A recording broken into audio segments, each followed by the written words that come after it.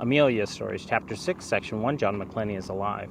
Phil Harris, the only man that I knew as my grandfather, had just dropped the bomb that my genetic grandfather, John McClenny, was still alive.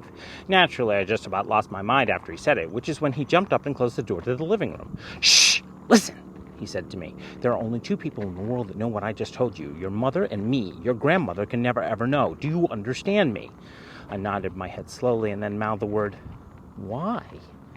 "Because it would kill her," he said, and then he continued. "Your grandmother was still in love with him. Even though he'd been dead for 10 years, had I told her, she would have ruined herself. That, and I couldn't tell her. John told me not to." He took another puff of his cigar and spoke softly to me, as softly as a 79-year-old man's raspy and rattly voice could be. "Why?" I asked. "He was running from the mob." Amelia Stories, Chapter 6, Section 2, John McClenny is alive. There they were, John McClenny and Philip Harris. John looked at Phil, and Phil looked at John. "You're John McClenny," Philip said. "And you're Philip Harris, recently retired from the Navy and the man that's been looking after my family. And trying to screw my wife," said John McClenny. Phil was shocked that A, John knew who he was, and that B, he'd obviously been snooping around for a while. "Yeah, and you're supposed to be dead. Your wife is going to be rather upset with you," Phil retorted. "I know," he said, gesturing that they sit and talk at a nearby park bench. Once they were seated, Phil dove in. "Okay, would you mind telling me why you're not dead?" John started. "I am actually dead. I was at my own funeral. I'm dead and I have to stay that way to protect them." Phil asked the obvious question, "Why?" John replied, "Because the mob is after me."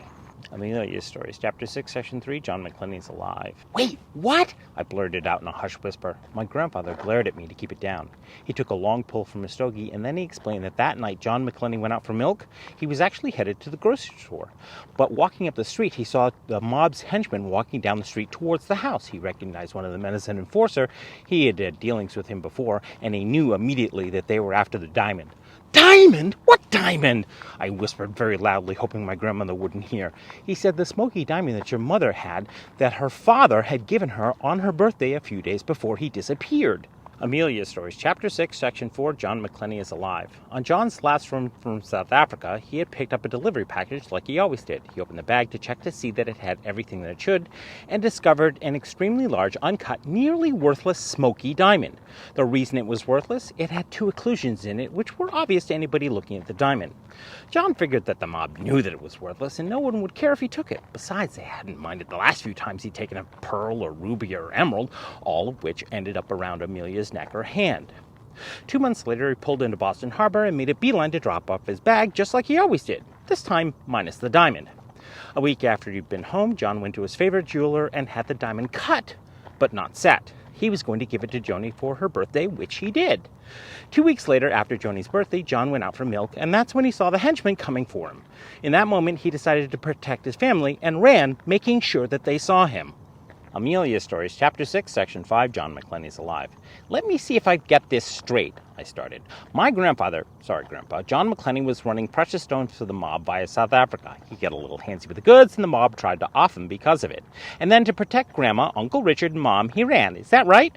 "Yep," my grandfather said matter-of-factly. "And the grandma doesn't know any of this because it would have killed her to know that the man that she loved was still alive, protecting her and the kids."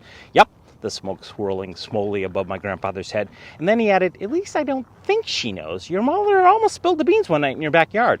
"How did she do that?" I asked. Amelia Stories, Chapter 6, Section 6, John McClenny is alive.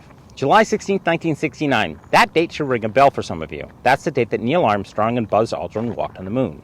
It's also the date that my grandfather gave me for when my mother spilled the beans.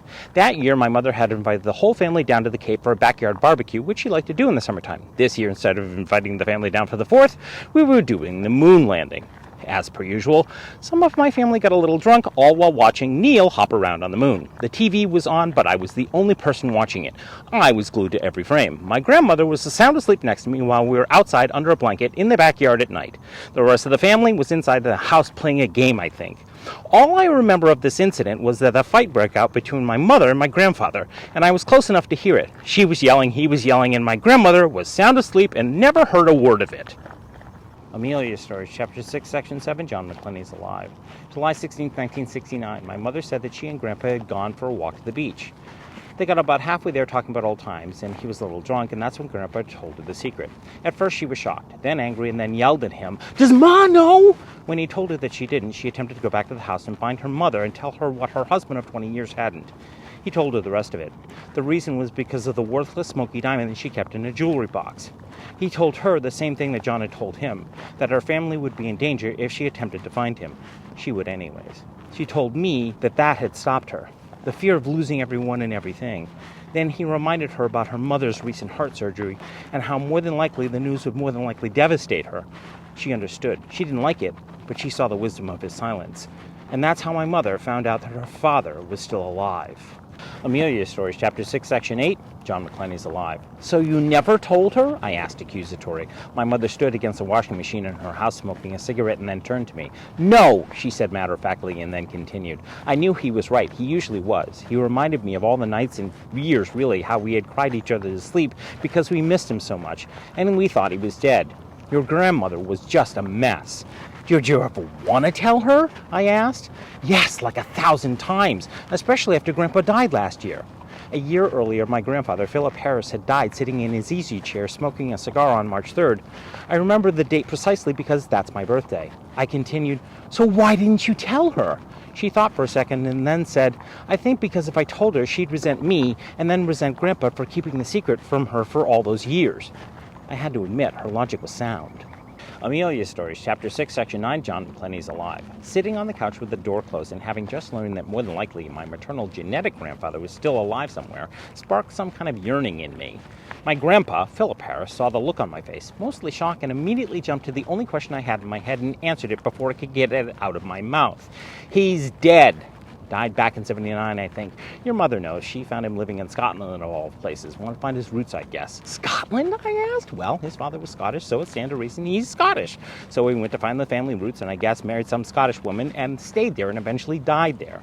My mind was reeling from the information, and again, before I could even get the words out, he had already anticipated my next question. And no, he never had any more children. Just your Uncle Richard and your mother. Amelia Stories, Chapter 6, Section 10, John McClenny's alive. I don't understand something, Grandpa. Why are you telling me all of this? He answered, because I know you're curious about this stuff, and you're taking notes, and you should know the whole story of what happened to John McClenny. When he finished telling me the whole story, with more than a few twists and turns that I haven't even mentioned yet, he then dropped yet another bomb. This one was one I wasn't even expecting. He said, it was because of that incident with John that I thought I should ask your grandmother to marry me. I said, I know this part. He said, oh really? So you know about the marriage proposal and how she turned me down? I swear to God, that man had secrets on top of secrets. No, Grandpa, I didn't know about that at all, I said, listening with rapt attention. I thought not. That's the story your grandmother conveniently forgets about, he said matter-of-factly. He got up from his easy chair and then said, let's take this out in the kitchen. I'm hungry.